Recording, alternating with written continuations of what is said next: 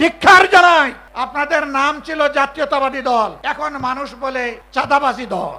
একজন চাঁদাবাজকেও আপনারা কবজায় আনেন নাই। জনগণ বিশ্বাস করতে বাধ্য হবে মাথা থেকে পায়ের পাতা সবাই চাঁদাবাজ। আপনাদের নেতা বলেছিলেন দুর্নীতিকে টুটি চেপে ধরবেন। আপনারা ক্ষমতায় এসেই বললেন যদি সমঝোতার ভিত্তিতে কিছু নেওয়া হয় এটা চাঁদা হবে না। ধিক্কার জানাই। আজকে আপনাদের পরিচয় হয়েছে, আপনাদের নাম ছিল জাতীয়তাবাদী দল, এখন মানুষ বলে চাঁদাবাজি দল।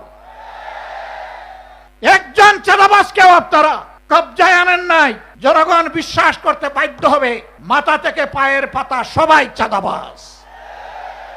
নাইলে কেন চাঁদাবাজি বন্ধ হচ্ছে না? সব জায়গায় কেন দুর্নীতির মহা উৎসব চলছে? গায়ের জুড়ে সব জায়গায় রাজনৈতিক দখলবাজি কেন চলছে?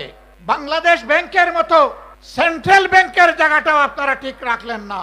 সেখানে একজন দলখানা লোককে আপনারা, অযোগ্য লোককে আপনারা বসাই দিলেন।